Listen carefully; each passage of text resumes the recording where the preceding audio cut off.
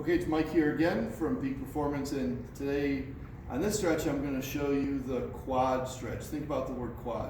It means four. And one of the key parts about that quad muscle in the front of your thigh that you're familiar with is that one of those four muscles, it attaches all the way up onto your pelvis at your hip. And so it's not adequate to just grab our ankle and bend the knee, because you've got to think about the authenticity of being a runner. We're in this position of running, and that leg is going to, in swing phase, lift off the ground and have to have a bent knee while the hip is an extension as you come through for swing phase. So it's really important that you do that. Remember, we want to do that authentically, but we want to capture different angles on that muscle.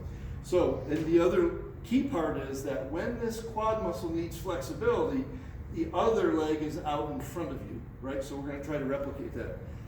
This could be on a park bench. It could be on bleachers. It might be the side of a car, the trunk, the bumper.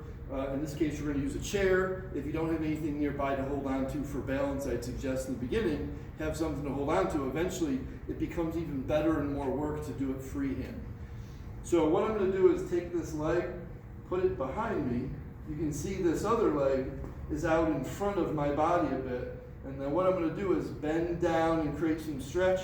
I'm going to lean back. As I hold that stretch, again, I will hold those stretches for about 10 to 15 seconds before I begin moving. That's the style that we're using here, to start with that static position and then add in dynamic. So what I'm going to do is put myself in that position, bend, squat the opposite knee down. That leg is now in front of me.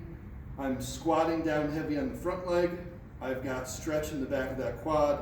I'm going to lean back a little bit with my shoulders so that accentuates the stretch.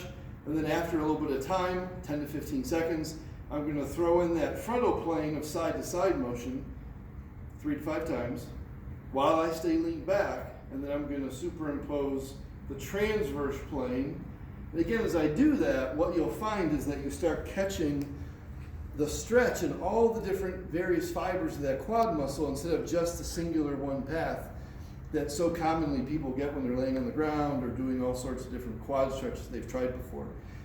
So again, this is a little more functional. That's a 3D dynamic quad stretch.